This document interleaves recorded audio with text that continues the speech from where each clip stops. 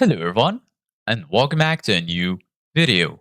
In this video, I'm going to show you guys how you can see restricted messages on Messenger. So if you guys want to learn how to do it, just follow the steps that I'm going to show you.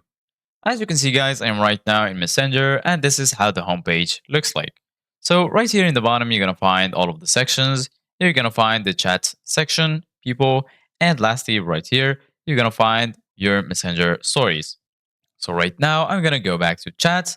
And then right here in chat, if you want to restrict someone, for example, I'm going to restrict this one. Go ahead and hold click on his conversation. Then right here, you're going to find archive, delete, mute, open chat head, mark as unread, restrict, and lastly, block. Go ahead and click on restrict. And then they're going to ask you if you are sure about it. Go ahead and click on restrict. And then as you can see, guys, the message right now is restricted. So right now, if you want to see the restricted messages, just go ahead and click on the sandwich icon in the top left corner.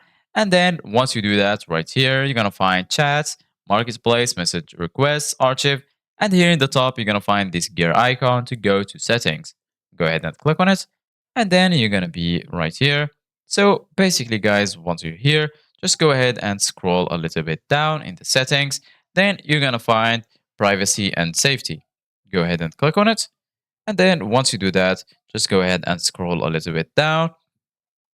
Right here, you're gonna find message delivery, restricted account, and blocked account. Go ahead and click on restricted accounts. And then as you can see guys right here, you're gonna find all of your restricted accounts. So basically, guys, if you want to remove the restriction, go ahead and click on continue. And then here you're going to find and restrict. So go ahead and click on it. And then as you can see, guys, you're going to be able to unrestrict the restricted accounts that you have. So this is it, guys, for today's video.